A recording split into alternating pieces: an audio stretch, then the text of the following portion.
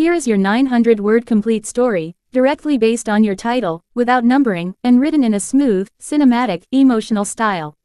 She had been working since sunrise, her hands raw and blistered from gripping broken boards that splintered beneath her touch.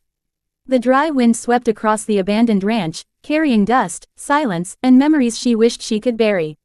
Maria knelt in the dirt, hammering two crooked planks together, trying to build a small shelter near the old barn. Something simple, something useful, something that could distract her from the grief carving deeper into her bones each day. Her husband, Daniel, had been gone for 6 months now. A quiet man with a loud smile, he had been the kind of person who always found a way to fix things, broken fences, broken tools, broken hearts. Without him, everything on the ranch felt heavier, slower, emptier. Maria had taken it upon herself to rebuild what she could, even if she didn't know exactly what she was doing. The shelter was supposed to store hay, maybe tools.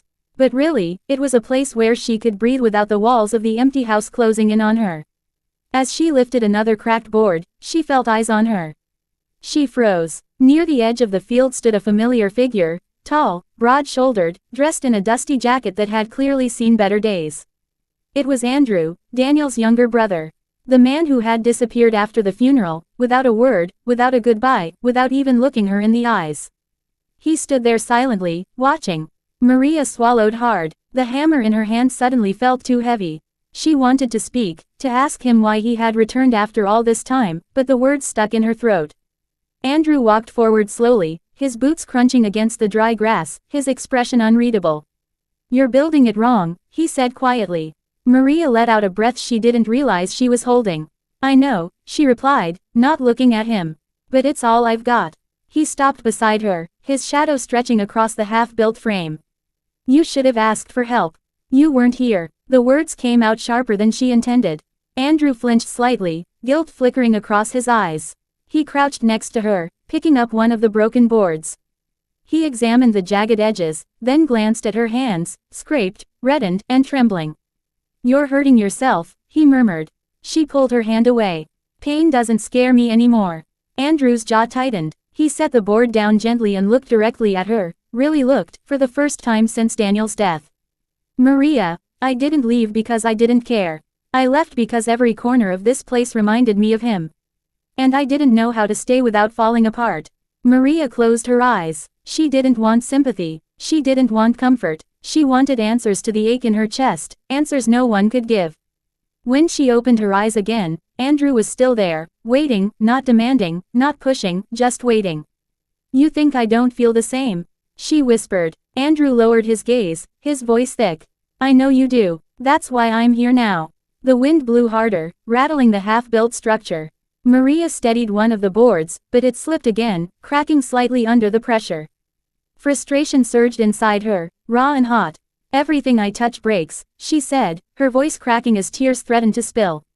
"The house, the ranch, my life. I thought if I fixed something, anything, it would hurt less." Andrew reached out slowly, giving her time to pull away. She didn't. His hand closed gently around hers, steadying it. "You're not breaking things," he said softly.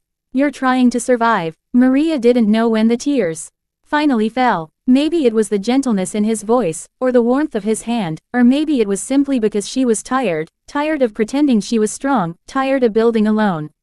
Andrew stood up and walked toward the barn. When he returned, he carried a real plank, solid, unbroken. "These boards are too damaged," he said. "Some things can't be fixed. But we can build something new." He set the plank in place, fitting it into the frame with steady hands. Maria watched him, unsure of what to say. She hadn't asked for help. She didn't know if she wanted it. But the structure began to take shape with him beside her, stronger, straighter, real. For a while, they worked in silence. Not an uncomfortable silence, but one that seemed to stitch together the broken pieces of something that had long been torn apart. Finally, Andrew broke the quiet. "Daniel always said you were the strongest person he knew." Maria's breath caught. "He said that, all the time." She smiled faintly, a small curve of her lips that felt like sunlight after a storm.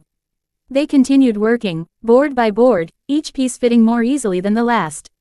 The walls rose higher, the roof took shape, and as the shelter grew, something inside Maria shifted, something tender, something fragile, something starting to heal. When they finally stepped back, the structure wasn't perfect, but it was standing.